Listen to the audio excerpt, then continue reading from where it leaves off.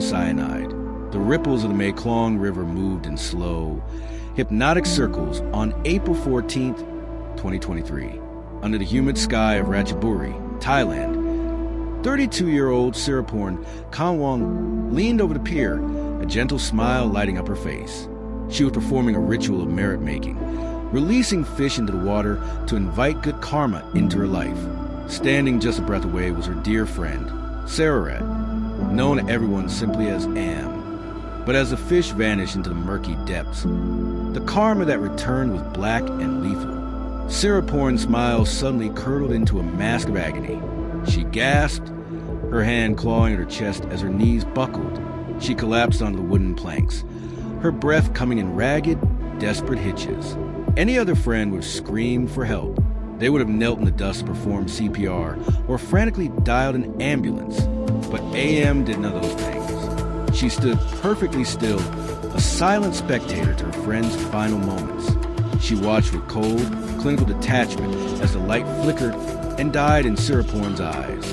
When the pulsing in Sararat's neck finally stopped, AM calmly reached down, gathered her friend's designer bags and phone, walked to her car and drove away. Sararat was not the victim of a random heart attack. She was the 14th piece in a puzzle of blood and betrayal that had been quietly assembling for 8 years. This was the work of Thailand's most prolific female serial killer, the woman the world would soon know as AM Cyanide.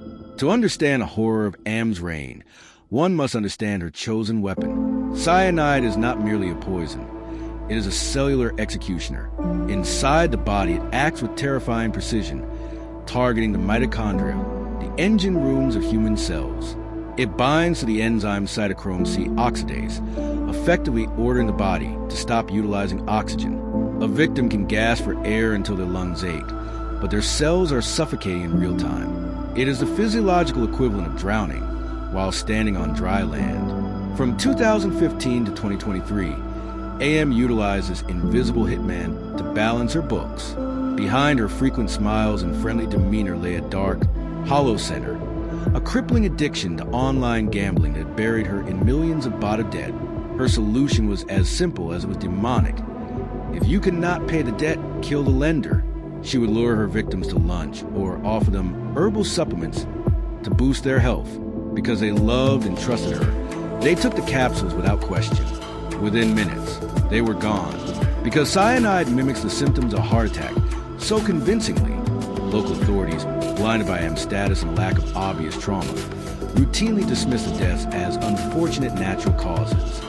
AM was a ghost, hidden in plain sight by the very medicine she pretended to provide.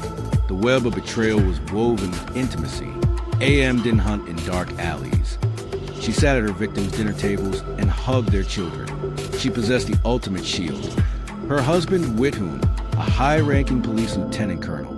As AM moved through her debt list, she had the prestige of the police force standing guard behind her. While she was later found to have operated largely on her own, the courts eventually determined that Withhoon had played a role in concealing her tracks, turning the local police force into an unwitting cleanup crew for a monster. However, Am's sense of invincibility eventually met a force she hadn't accounted for, a mother's intuition. Sararat's mother, Thonpin, refused to accept the natural causes explanation for her healthy daughter's sudden death.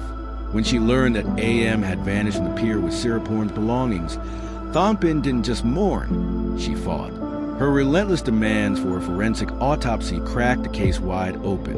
When the toxicology report came back positive for cyanide, the floodgates of justice burst. Across Thailand, 14 other families suddenly realized that their loved ones hadn't suffered random heart failure. They had been executed by the same trusted friend. The power shift was absolute. The friendly neighbor was dragged into the light, revealed as the most hated woman in the nation. By late 2024, the first death sentence was handed down. By February 2026, as the evidence continued to mount, a second death sentence followed for the murder of a female police major. The ghost was finally in chains. Today, the trials continue as AM faces a staggering 75 charges from within her prison cell. Her story serves as a chilling reminder for the modern age. We often look for monsters in the shadows, But the case of Cyanide teaches us that the true monsters are often the ones who offer a helping hand when we are down. They're the ones who know our secrets, our weaknesses, and our bank balances.